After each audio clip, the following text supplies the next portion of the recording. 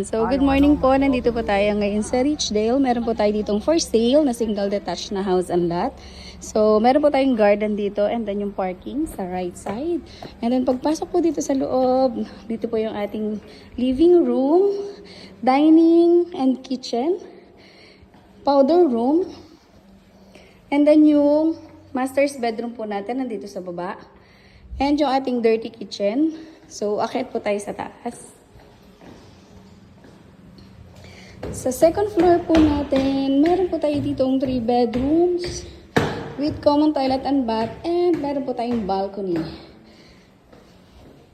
So, dito po yung ating first bedroom. And then second bedroom, hi madam. And then yung ating common toilet and bath. And the third bedroom po. Same size lang po yung mga bedrooms dito. And dito po naman yung ating balcony.